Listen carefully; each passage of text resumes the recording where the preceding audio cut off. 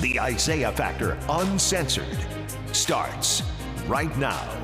And welcome to The Factor Uncensored. Now, it's what others are not reporting, and we are. Hundreds of thousands of families right here in Texas are struggling and possibly starving. Why?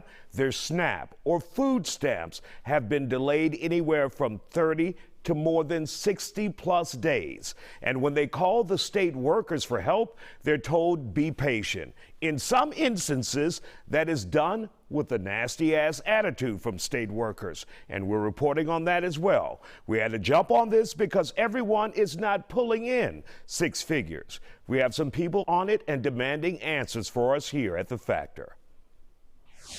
Is this more of a state problem or federal problem, and what can be done about it? Representative Reynolds, let's begin with you. Isaiah, first of all, it's simply unacceptable. This is a state issue where misplaced priorities. The HHSC is understaffed.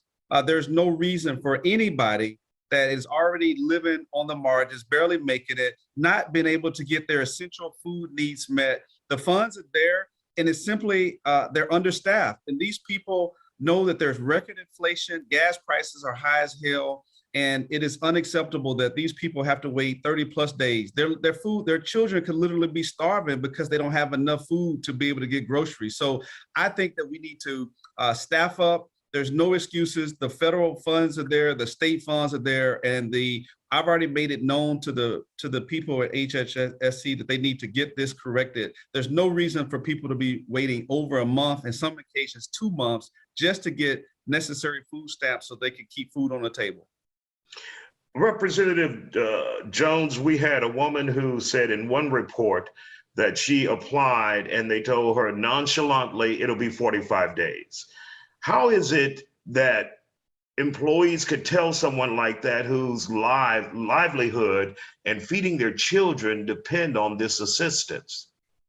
So first of all, I believe that if you're in the customer service business, especially if you're in the customer service business for a state agency, that you need to understand we wouldn't even have this department if we didn't have people who have needs. We've had people who, they just don't make enough money. Gas prices are sometimes over $5, right? It's my understanding that there are about 280,000 applications behind. That makes no sense to me. The governor, the lieutenant governor, they need to call a special session. If we need to allocate more money to them directly, we need to do that. But the most important thing you can have is food. And you have people who are working full-time jobs. It's just that the economy is not doing well. You have people who have children. You have, again, gas prices that are very high. We've talked to people, or at least I've spoken to people where their rent has gone up. So there's just not enough money to go around, and they can get up to $500 to feed themselves and their family. So we have a lot of kids who are hungry because the state is not doing what the state is supposed to do. So I agree with Representative Reynolds, my new colleague, that this is absolutely unacceptable. And the state needs to treat this as a crisis because it is a crisis. It is an emergency. You cannot go days without eating, much less 40 days. I've actually heard sometimes up to 65 days. And so something needs to be done. And there needs to be a way to report these employees of the state who just apparently don't give, a care. I have to watch my words. I don't want to get kicked off TV. Who don't give a care. That has happened to me before. Who don't give a care about people. Stop putting out our personal business, Jolanda. I have to which words are off the list. But Representative Jones pointed this out, Representative Reynolds.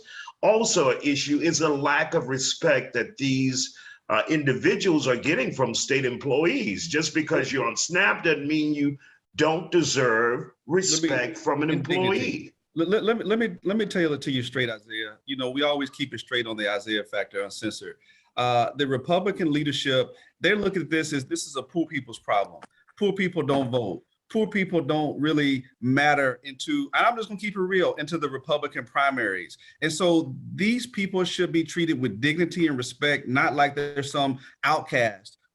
they should be treated just like they would treat anybody else that lives in River Oaks. So it is unacceptable, but that is a leadership problem. It comes at the top. And we as a state do not value people, unfortunately, that are living on the margins, people that are lower socioeconomic, poor white people, Blacks and Hispanics, a lot of the people that are on SNAP. And so, unfortunately, our Republican colleagues, Jolanda, they tend to only support the 3%, the wealthy, the well-to-do, and the upper middle class. The poor folks and the working poor, they get left behind. So we have to make a priority for the working class and the poor and the indigent folks in this state. Those are the most vulnerable, and those are the people that need the most help. And we'd like to go ahead, I can say this really quickly. So Isaiah, as you know, I just ran and won. So I'm 3-0, and the person I went against is 0-3. But anyway, I just ran and won. And when you run for office, they screen you, right? So the people that work for state agencies screen you. And one of the things that they ask us when they're determining who they're going to endorse is, are we going to treat them with dignity and respect? So they are actually doing things to the people that they serve that they want for us to do better by them by. So I think it's hypocritical. And I believe that anyone who works for a state agency, just like they screen people who are running for office to be over their agencies, right? Because we will pass laws that help regulate their agency. They should put themselves in the positions of the people who don't have the power, and all they want is for people to treat them with dignity and respect. But you're about to ask me something, Isaiah, and I'm sorry, I just felt like I needed to say that, because I think they should do unto others. Well, that is very important. I just wanted to ask you both to keep us updated and come back to the factor once there is a solution. Thank you both for joining us tonight. And we will definitely keep you updated on this important issue.